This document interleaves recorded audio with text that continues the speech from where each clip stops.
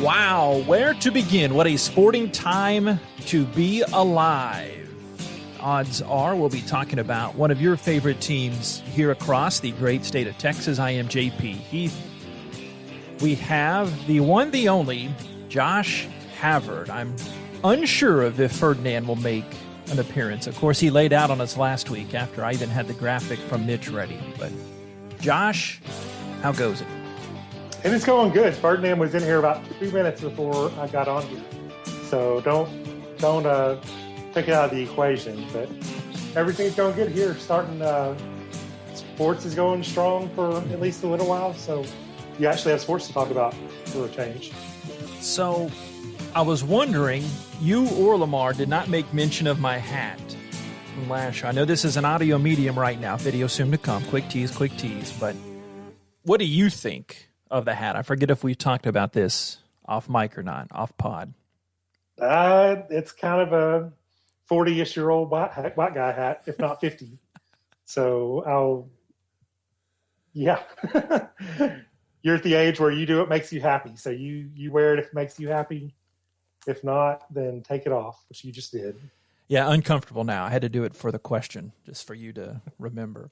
And also a quick recap of our lunch discussion from yesterday at the Wing Emporium, how you have this unique talent. If you don't recognize someone, I thought that was a funny comment by you to share with the listening masses.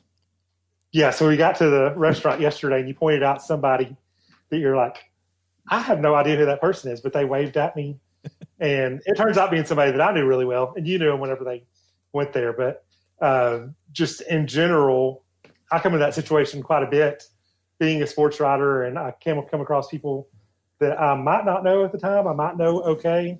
But I've got the talent of just gearing that conversation even without ever finding out who they actually were. And then them walking away and my kids or whoever's with me being like, who's that? And I'm like, no idea. And you said that what we got to do is you got to just call yourself out and say, hey, I know you from somewhere, but I don't know where. I said, no, I never call myself out. I just pretend like it is. So if anybody's listening and they see me, then I hope they don't try to test that game out. But I've made it I perfected it. Yeah, I almost feel bad revealing your deep, dark secrets because this is going to be tested by anybody in the 936 area code. We'll test the dozens of folks listening. Or anyway, thought I'd try a bit of a new format this week with so much going on. Starting off on the Cowboys front as we address the headlines going on across our great state of Texas sports. The TexasPorch.com, by the way, that Mitch designed website. But the big news coming out in the last few days is that free agent Gerald McCoy and his era is most likely over before it ever began. He injured and ruptured, to be more specific. I'm sure it was more than an injury to him, as that rupture felt pretty painful, but his right quad tendon, which doesn't sound pleasant. I learned this morning that was something that was written into the contract, that if he had that specific injury, that's why I really don't hear it too specific like that, but he still retains his $3 million signing bonus, and it frees up the roster spot, of course. And I think the defensive line is really good for the Cowboys. It's not great. I think a lot of people want to make it still better than it might be, but what sucks about McCoy getting hurt is that he was poised to be a big locker room guy, puts a little more emphasis on Dontari Poe signing in the offseason, which he probably is not in the prime of his career still, but I read that Mike Fisher of the Cowboys beat says Tyrone Crawford is expected to slide in for McCoy. And I don't know, just don't get too jazzed on that side of things with Crawford because he's had surgery on both hips. But losing a guy like McCoy is offset that, and football life has a way of evening things out. But before that, earlier last week, Everson Griffen was nabbed off the discount rack for the Cowboys. $6 million, a one-year deal. And I heard someone compare Griffen to a better Robert Quinn. I think we were all pleased with Robert Quinn last year, at least to the Cowboys faction. And I think he got lost in the shuffle this offseason, how big of a loss that could have been, but they couldn't afford to keep him. But Griffen's 32 years old. He's had 9 seasons. 8 of those, he's played at least 15 games. So guess, Josh, I don't know if you know this already. Have you heard this? But career sacks for for Everson Griffen coming in, if you can kind of get your football stat mind working, that great, beautiful math mind you have. So he's played 8 full seasons? I guess, yeah, mainly 9. He still played a lot in that other season, but 32. So, yeah, around 9 seasons, I think. Taking a wild guess, it's totally wild. I'll guess 67 sacks. 72 and a half. Hey, that's pretty close. No, I didn't hear the stat. I'd seen when they'd sign him, and, I think you're like me. We watch mainly Cowboys and a little bit of other NFL combined. But sorry, Texans. I watch more Texans than anybody besides Cowboys, probably. Yeah, same here. Maybe. But, he was a good signing for him. And from a little bit that I'd read, it sounded like somewhere he had turned down an offer for before the pandemic hit, like a longer term offer. And so this is why the Cowboys were getting him for a cheaper price. So this a timely signing, though, because that's a spot they'll need with McCoy going down. Yeah, and I think another reason they got a discount on him is because he'd had some mental health episodes in the past, which this show is, go back episode 14. We talked about that necessity of addressing mental health topics in your life and mental health concerns. So aside from that, because that's the most important thing, you want him mentally healthy and physically healthy just as a human being. But he's going to be in a contract year. And, guys in the contract year, and even though it wasn't a one-for-one swap on the D-line, McCoy out with the injury I mentioned and Griffen in, I mean, you want guys playing in that contract year. We saw it with our guy Dez year in, I guess, the 2 contracts he got from Dallas, right? I mean, he exploded and had great contracts. So on a whole, with the Cowboys, doesn't it just feel like it's not training camp with everything they're going through? And I know, fill in the blank with the rest of the sports world, but it doesn't have that same type of buzz, which to me, in the back of my lizard brain sports mind, I'm thinking the worst, trying to think the best, but my lizard brain is telling me the NFL could get affected before too long. Something still tells me the NFL is going to go through regardless what. I still have my doubts about college football and other things, but something to the NFL, since it's all started, even in the middle of when everything was stopped, they're still having their draft. They're still just pretending like everything's going fine. So I kind of think they're going to find a way. But you are right. It doesn't seem like their traditional camp where you got everybody out there in Oxnard, California. It's all kind of in their bubble. I know the players are staying at a hotel that's right there by the Star. And so, yeah, you are right. It doesn't feel like the normal type of camp, because usually whenever we get news like the McCoy news or Jerry Jones just talking all over the place, no matter what, that's like the lead story on SportsCenter all the time, and it barely drew much reaction. So yeah, it's just such a different sports world now that I don't really know how to react to it. But Cowboy season means as long as they're playing, the circus is going to be in town. So something's going to be going on, and Jerry Jones is going to be doing something stupid or something to be there to push it. So the best news for last on the Cowboys front, Drew Pearson has been elected as a senior finalist for the Hall of Fame.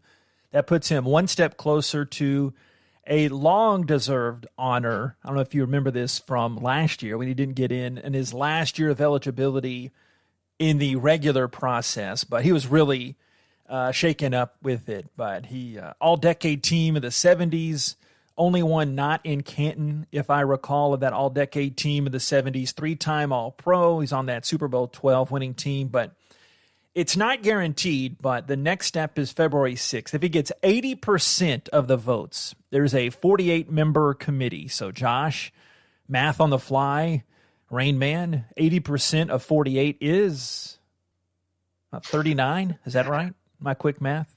80% of 48. That would be. Well, you put me on the spot, and I just 40 would be a 50, yeah. So I think about 39 would be right. Yeah, that's probably right. So I think 39. Yeah, it's probably like 39 point something. So yeah, you probably have to have the 40. Who's Mr. Math now? English major from the Harvard of Hunt County. Best, the great math magician, Josh. Don't call him Harvard. Anyway, had to brag. Yeah, it'd It'd be 38.4, I think. So 39 would be what would be needed, unless somebody's putting half a vote out there. Then I guess he could get the half vote. From what I understand, it's pretty much a given. Like I don't know the particulars, but I'd seen Peter King put it out that it's pretty much a given. And if Peter King says it, it's more than likely true for something like that. So no huge news out of the Texans training camp. Bill O'Brien has made it. I think that was a question a lot of fans. Again, I defer in case you haven't heard podcasts in the past.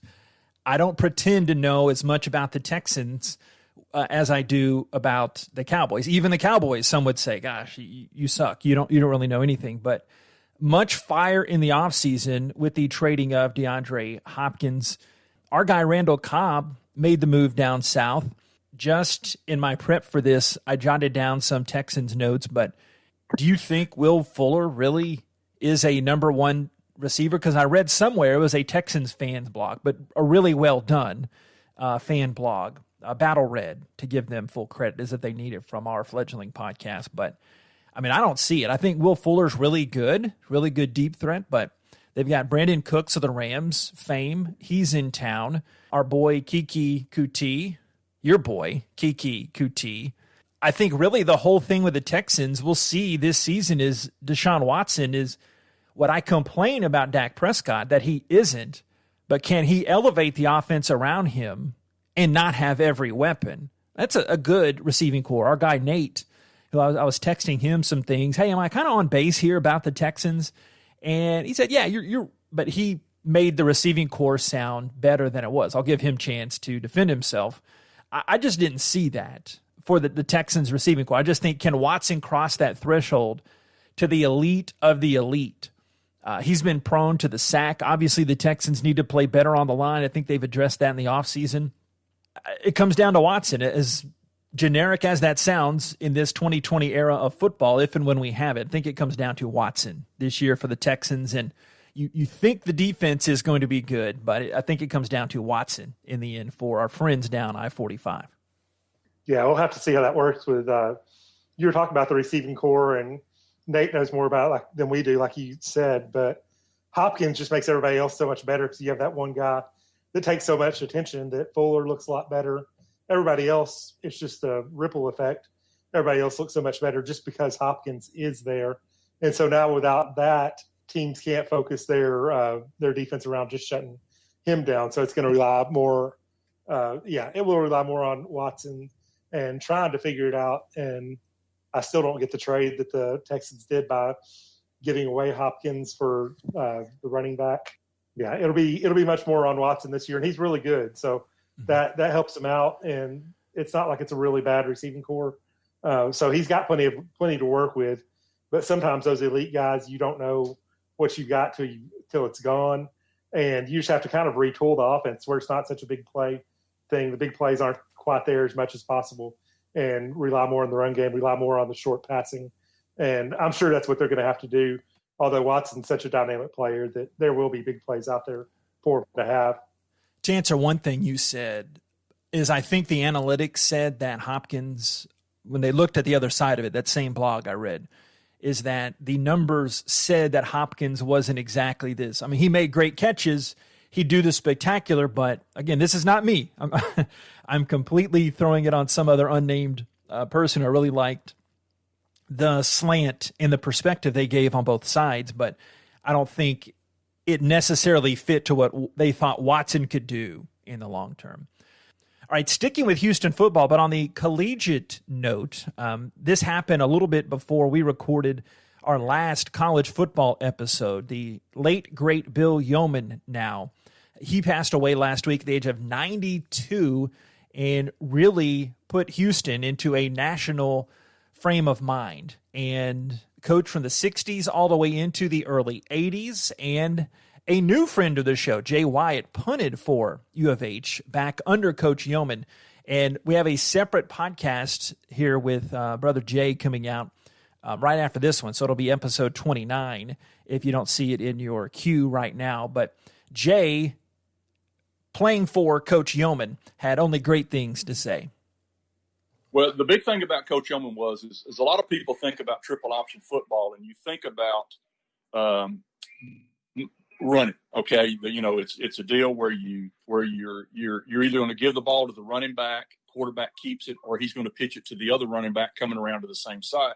But what a lot of folks don't think about is that those teams, when we were really, really good, they threw the ball a lot too. Have you ever heard of the guy named a wide receiver that played for the Kansas City Chiefs named Elmo Wright, the one that invented the dance in the end zone? An All-American at Houston. And so a lot of folks just automatically assumed it was running, and it was predominantly running. We ran first through second, but everything we threw was based off of some kind of play-action pass. And so at the end of Coach Yeoman's time at U of H, he had a couple of teams that weren't very good. But when Jack Pardee came in, and I forget exactly what year it was whenever Coach Yeoman left, but when Jack Pardee came in and took over at the U of H, he inherited Andre Ware and some of these guys, and guess who recruited all those guys to come to Houston? It was Coach Bill Yeoman, Yeoman the preceding year. So he was fixing to get good again. It was fixing to get good again, but unfortunately, he was. It was time for him, to step aside. And of course, he continued to work at the school and in the fundraising capacity, but he set that foundation. Just fascinating hearing what Jay had to say. I've known him forever and a day.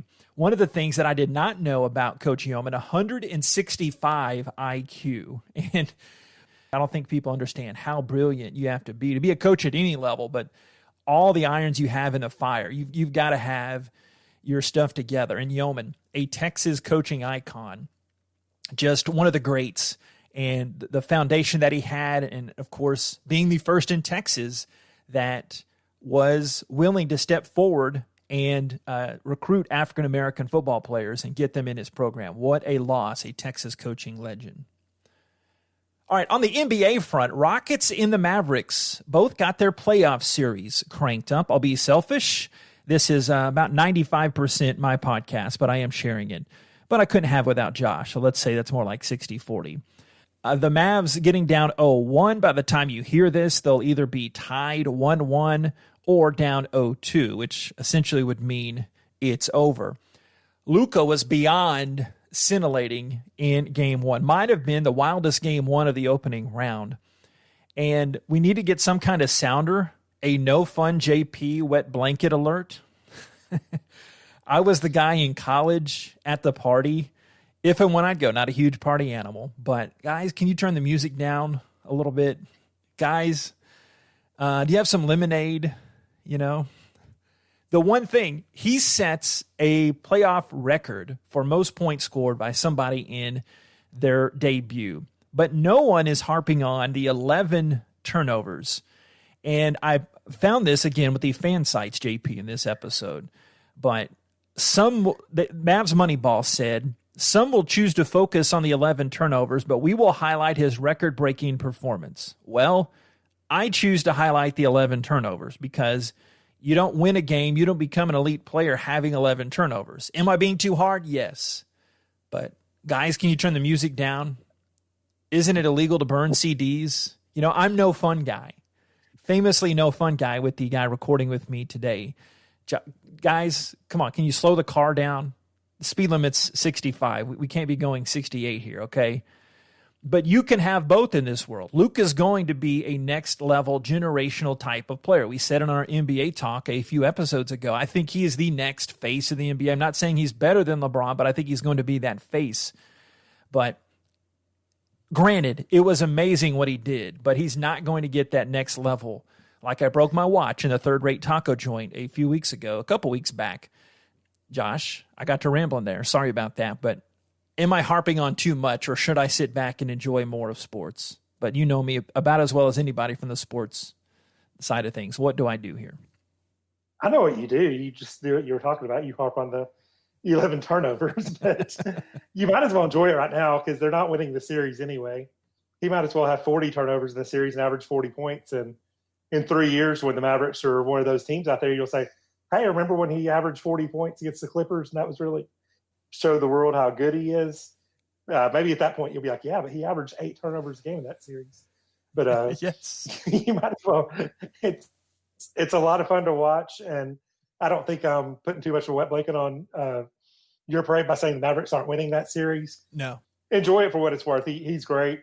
He's going to get better. He's going to clean some of that up in the future. But the fact that the Clippers have really good defense, so they're going to bring out the worst in guys, and he still scored 42 despite that. So for now, just enjoy what you're watching. Don't worry when he has 15 turnovers tonight and 53 points. Then just be like the rest of us in the world and watch it for the fun of it, for the fun that it is, even though they're going to lose.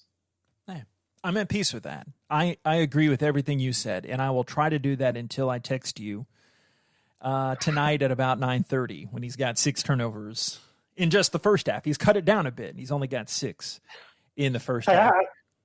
I hope they make it a good series. I think that could be a really fun series to watch if they get a couple of games, but I just don't see them being to the point right now where they're going to beat the Clippers, and I don't think Clippers are the super team that a lot of people are playing them out to be, but they're still really good, and the Mavericks are still really young, really new. So just enjoy it for what it's worth. It's that point where you can really get excited about rooting for a team because you've got that to come for years to come, because this is as good as it is now. It's probably as bad as it's going to be for at least the next 4 or 5 years while they build around him.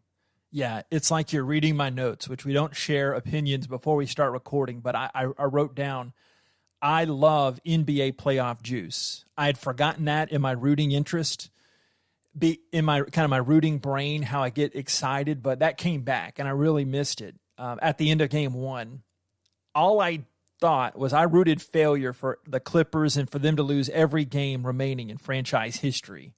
That whole thing. I love rooting against teams I don't like. Don't get on PJ, his bad side. But I can't wait for the evolution of Luka and the Mavericks. And it was a big story. I think it was overblown, but it was rightful. KP, Kristaps Porzingis, he got ejected. And obviously you can't do that. You have to know better and put yourself in better situations. Steve Javi immediately convinced me how he made the right call there. Now, on the Rockets side of things, without Russell Westbrook for the first 2 or 3 games, and I want to say, well, which one is it? But that could be massive in the series against the Thunder, but it might not mean much to you. But I truly would not be surprised with a Rockets-Lakers conference finals. Now, in this case, I might amend that and say a Rockets-Blazers conference finals. And that's, again, I'm glad we taped these things, but I would not be surprised if the Rockets finally break through this year. Maybe this is the rest that Westbrook needs, but my, oh my, I mean, I really like, I've done some kind of 180 on them. I think you'll attest. I really like the Rockets' chances and the way they seem to be in a league that's taken their own style. They are still the best at doing what they do. That's why I think they have such a good chance in this even court kind of once in a few generations type of scenario. I think they have a really legitimate chance for going all. You might think I'm crazy. You might not even believe that same thing. I know you'd hope for it, but I really, really think they've got a legitimate chance. Well, I would hope for it. I can guarantee there's not going to be a Lakers-Rockets conference finals, though, because they meet in the next round if they both won. Yeah. So. But I got too jazzed up. I got too amped up. I think you knew you knew what I meant, though. Yeah, sorry. You were on a roll. But, they're the innovators of what everybody's doing now. They're the ones that jack up another 3. That's what you've been saying for forever. Shoot more threes. I like your thinking, but something tells me. Yep. I like your thinking, but something tells me along the way they're going to get cold for a couple games, and that'll be it. They'll lose to whoever they're playing. I think they'll be fine against the Thunder no matter Westbrook or not. I don't hate their matchup with anybody just because they've got that matchup. So even in the world now of everybody shooting threes, it's so much different than everybody outside of like the Mavericks. When they play the Mavericks, that's kind of like watching them, two slightly different things, but both jacking up 50, 60 threes in the game. And I think Harden, you come around on this one a little bit more too. Harden is so overlooked for what he is, like, because he always loses in the second or third round of the playoffs. And so everybody just disses him when that happens. But I think he gets underappreciated for somebody that goes out and averages, what do you average, 34 this season? And that's not easy no matter how you play. But how he plays is why people hate him, because the flopping or whatever. But he's turned into a complete player with defense and everything along. So yeah, this playoff run is going to be a lot of fun for them. I think you're even more optimistic than me, which is kind of unusual for any of our teams. But I like the Rockets get past this round, and it'll be a tough matchup, whether it's the Blazers or Lakers. The Blazers, they've got some shooters too that are don't mind shooting it from about 40 feet. So, enjoy the next 3 or 4 weeks of NBA basketball, because it's pretty much an all-day thing here for at least a couple of weeks. From when you get up, I wake up a little bit later than most outside getting the kids to school until you go to sleep. So, but yeah, it's a lot of fun. Both the Rockets and Mavericks. I think the Rockets have a chance to go further than the Mavericks this year. I think the Mavericks have a better long-term future than the Rockets, just because of what they've got and what they built around there. And it might be the loose link I have to what could be the most underrated player in the NBA in the next 10, 15 years, James Harden. Future friend of the show, James Harden. But got a time when we cash in that chip, you just can't do it in the fledgling days of the podcast. But yeah, I just respect him so much, and just for the basketball craft, what he's putting on. On the baseball side of things, Rangers gonna Ranger. Don't waste too much precious pod time on them, but so frustrating.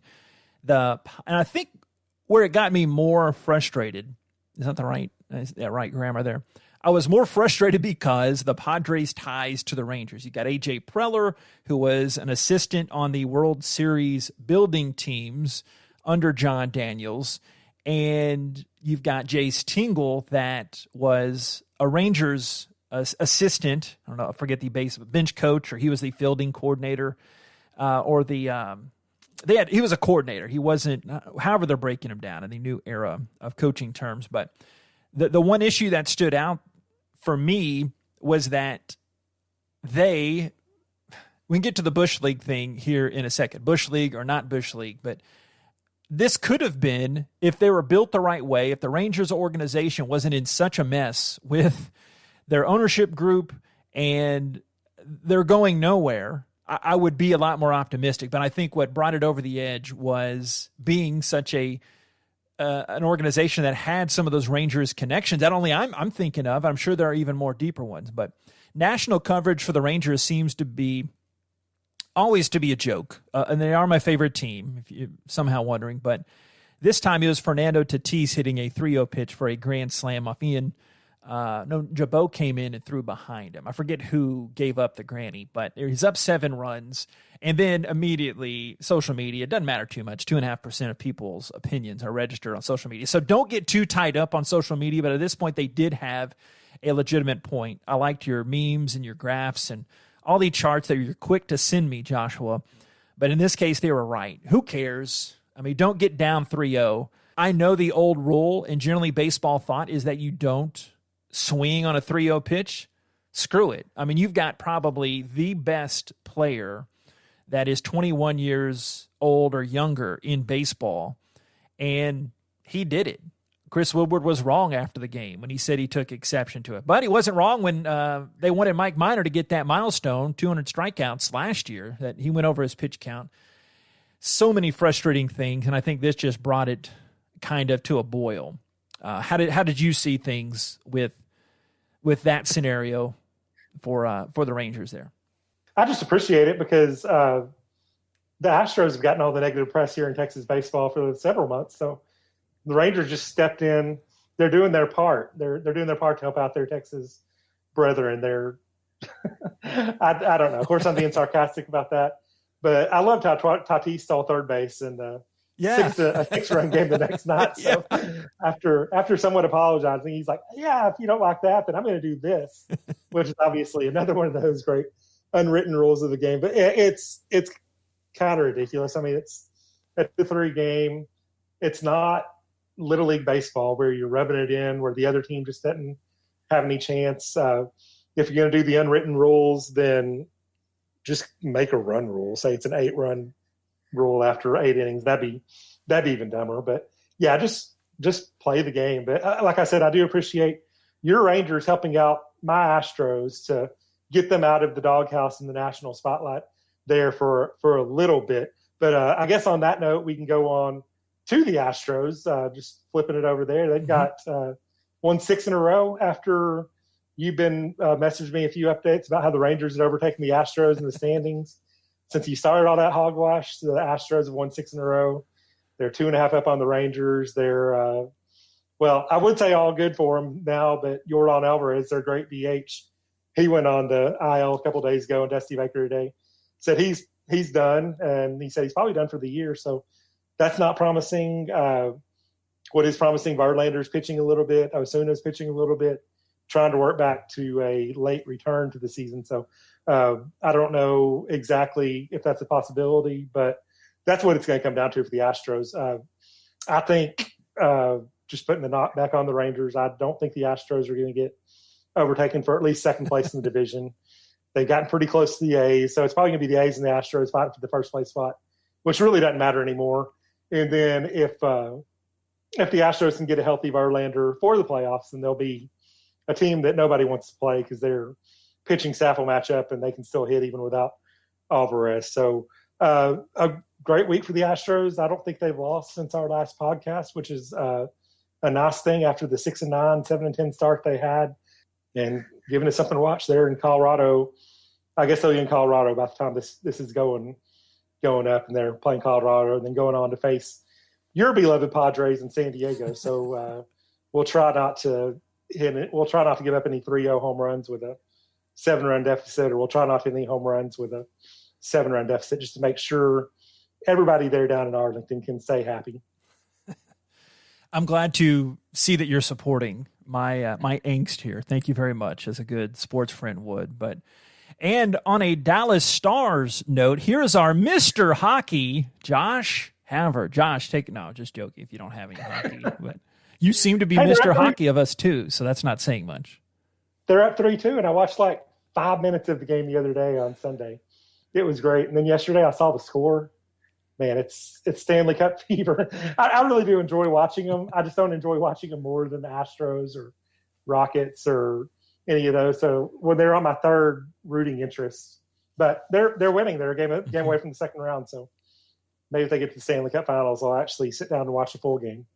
Yeah, it's very bandwagony of me, but I acknowledge the bandwagoniness of it, that I forget that they're on until I flip across. In this new digital world, ditched DirecTV a while back, cut the cord, and I just forget. So that's probably not the best thing for a guy that's striking up this oh-so-popular podcast. But anyway, now it is time for This Week in Texas Sports and History. Shout out to the Texas State Historical Association and the Texas Sports History Twitter note for some of these, but quite honestly, some of them also from our old noggins.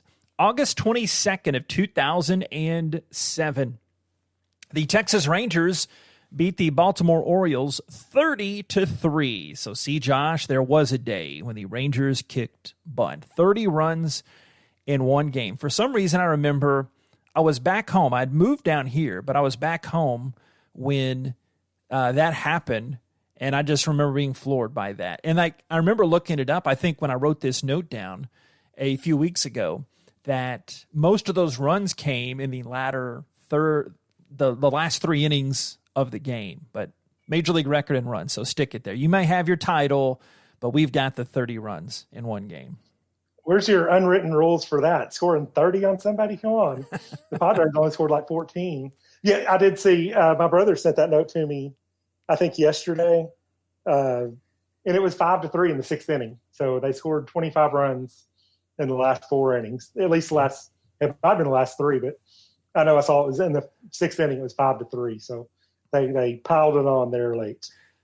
Well, August 22nd, a big date in Rangers history. So when folks are listening to this one, it'll be on Saturday.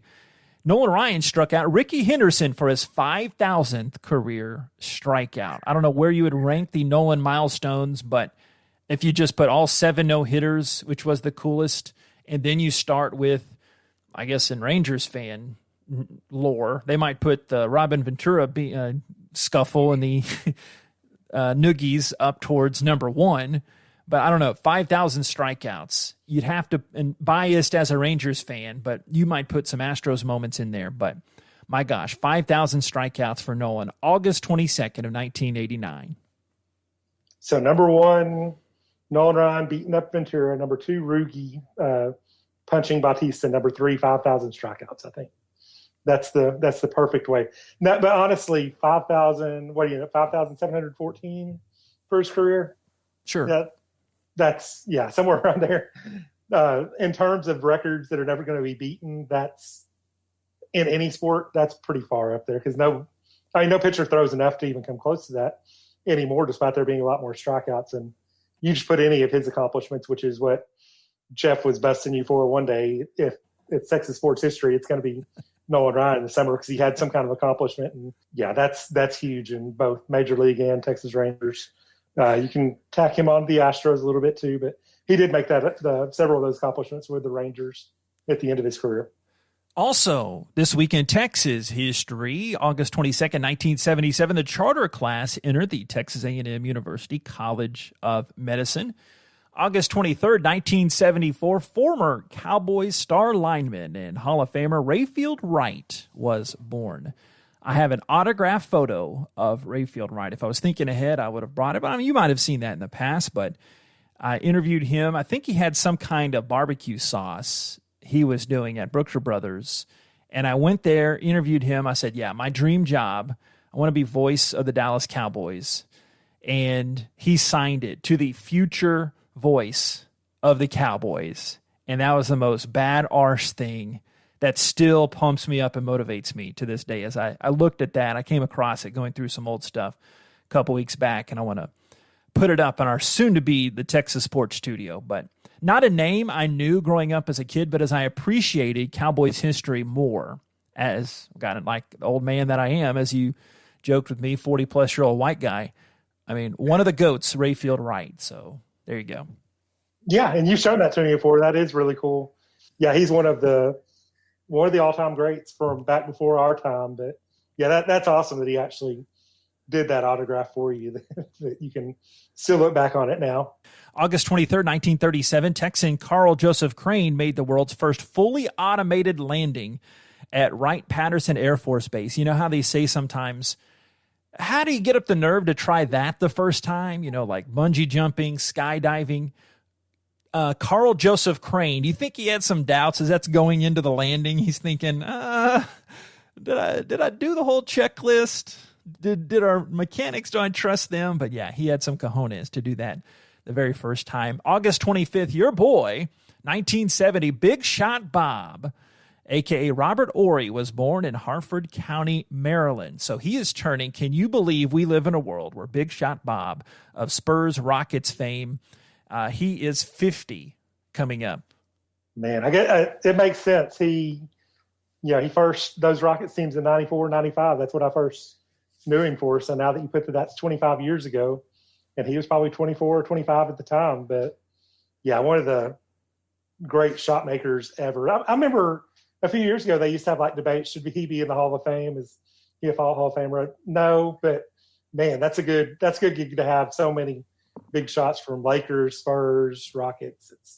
He was one of my favorites for a long time. Yeah, I even left out the Lakers, but what would you guess? Robert Ory, career points per game. Wow, that surprises me. So I guess that kind of gives it away.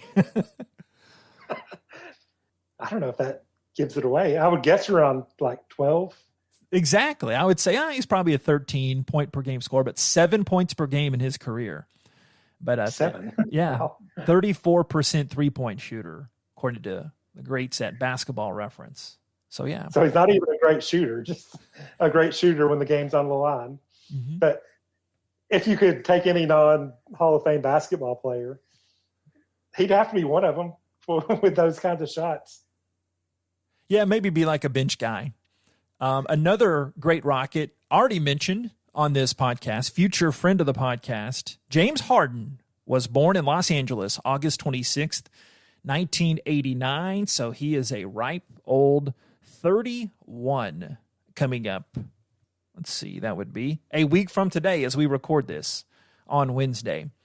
August 27th, 1908, LBJ, 36th President of the United States, was born on a farm near the town of Stonewall in the Texas Hill Country. We wrapped up my Hill Country trip a few weeks ago, and I recently, within the last month, actually got to go down there. I've been there a couple times, but that is magnificent the way they have that set up. But LBJ's father was a state legislator. His mother also encouraged her son's interest in public affairs.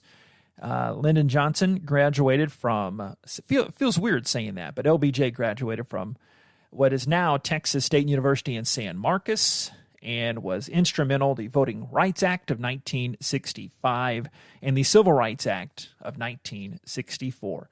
August 27th of 1990, this week in Texas history, some sad news as Texas blues musician Stevie Ray Vaughan died in a helicopter crash on the way to Chicago from a concert in Wisconsin. By the time he was in high school, he was staying up all night playing guitar clubs in Deep Ellum, moved to Austin in the 70s, career took off in the 80s, and eventually garnered 4 Grammy Awards. Josh, we did it. The rapid-fire version of the Texas Porch this week. Any initial comments or thoughts on the express version? We had so much to get to, but I think we covered all the great topics in an expedient amount of time. That's good. We got to a ton of topics and didn't go deep on any of them. Sounds like pretty much our lunches every week, so that's probably pretty good. Just hit everything. We even talked hockey, basketball, baseball, you did. Football. Yeah. We hit everything. So, for anybody that's just kind of scanning through and has 2 minutes to listen to something, I think we spent 2 minutes on pretty much everything. So, yeah, that's fun. Yeah, make sure you listen to that whole interview with Jay Wyatt, former punter for the Houston Cougars, on the great coaching life and the great life of the late, great Bill Yeoman. That's episode 29. But Josh, take care. We'll, I guess, talk to you here soon at some restaurant in one of our 3 or 4 lunches this week. Yep, I'm sure we'll be there tomorrow or Friday. Make sure you find us on the TexasPorch.com, that Mitch-designed website. You can subscribe as well. Leave us a great, glowing review, and that'd be much appreciated. By the way, little delayed in getting to this, but shout out to former Commerceite James Rain. I'm pulling up the email, James, right as we speak, but how about this? James, loving it, and I'm not reading this because he's in Commerce. I would have read it, but after finding and listening to the Texas Porch, I just want to say how great it is. It keeps me up to date on things happening in and around my hometown, home state. Then he has a funny comment to James Mitchell Y. McDeer Leathers. So big shout out to James. But see, we are spreading. We're going to go to worldwide domination, Josh, coming up here soon. Have a great rest of this day or night. God bless you, and God bless Texas. And we'll talk to you next week out here on the Texas Porch. Shoot more threes. 80% of 48. That was an excellent episode, I must say.